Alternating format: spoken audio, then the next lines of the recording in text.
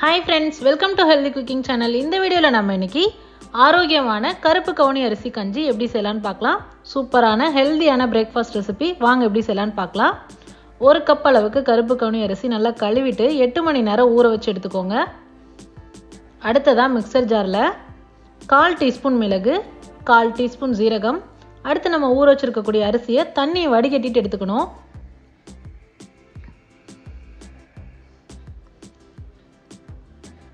இப்போ இந்த அரிசி எல்லாத்தையும் சேர்த்து நல்லா குருணை போல் நம்ம பொடிச்சு எடுத்துகிட்டு வந்துடலாம். அடுத்ததான் நம்ம ஏற்கனவே ஊற வச்சுருக்கோம் இல்லையா, அந்த தண்ணி கூட 1 கப் அரிசிக்கு 8 கப் அளவுக்கு தண்ணி சேர்க்கணும். 1/4 டீஸ்பூன் உப்பு, 4 பல் பூண்டை தட்டி சேர்த்துக்கணும். இப்போ அந்த தண்ணி நல்லா கொதிச்சு வந்த பிறகு நம்ம ஏற்கனவே பொடிச்சு வச்சுருக்கக்கூடிய அரிசி பொடியை அதில் சேர்த்துக்கணும். சேர்த்துட்டு நல்லா கலந்து விட்டுட்டு மிதமான தீயில வேக வச்சு எடுத்துக்கணும். அப்பப்போ இடையில வந்து கிளறி விட்டுக்கோங்க, இல்லாட்டி அடி பிடிச்சிக்கும். இப்போ பாருங்க, கஞ்சி நல்ல குக்காய் வந்திருக்கு. நம்ம சேர்த்துருக்கக்கூடிய அரிசி எல்லாமே நல்லா சாதமாக மலர்ந்து சூப்பராக வெந்து வந்திருக்கு பாருங்க. இந்த ஸ்டேஜில் ஸ்டவ் ஆஃப் பண்ணிடுங்க. அடுத்ததான் நான் ஒரு அரை மணி நேரம் கழிச்சு அதை சர்வ் பண்ணுறேன். சர்வ் பண்ணும்போது தேங்காய் பால் சேர்த்து சர்வ் பண்ணோம் அப்படின்னா ரொம்ப ரொம்ப சுவையாக இருக்கும்.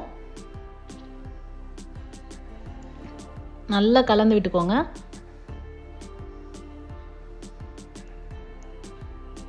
இப்போ நம்ம இதை அப்படியே சர்வ் பண்ணலாம். தேங்காய் பால் சேர்த்துட்டு மறுபடியும் ஸ்டவ்வில் வைக்கணும்னு அவசியம் இல்லை. நம்ம சர்வ் பண்ணும்போது தேங்காய் பால் சேர்த்துட்டு சர்வ் பண்ணோம் அப்படின்னா சூப்பராக இருக்கும். ஆரோக்கியமான கருப்பு கவுனி அரிசி சூப்பராக ரெடி ஆயிடுச்சு. இந்த கருப்பு கவுனி அரிசி சர்வ் பண்ணுறதுக்கு கூட வந்து பச்சை வெங்காயம் ஊறுகாய் வச்சு சர்வ் பண்ணலாம். சூப்பரான காம்பினேஷன். மார்னிங் பிரேக்ஃபாஸ்ட் ரெசிபிக்கு ஹெல்தியான பிரேக்ஃபாஸ்ட் ரெசிபியாக இருக்கும். ட்ரை பண்ணி பார்த்துட்டு உள்ள கமெண்ட் மறக்காமல் சொல்லுங்கள் ஃப்ரெண்ட்ஸ். இது போன்ற ஹெல்தி ரெசிபிஸ்க்கு மறக்காமல் ஹெல்தி குக்கிங் சேனலை சப்ஸ்கிரைப் பண்ணுங்கள்.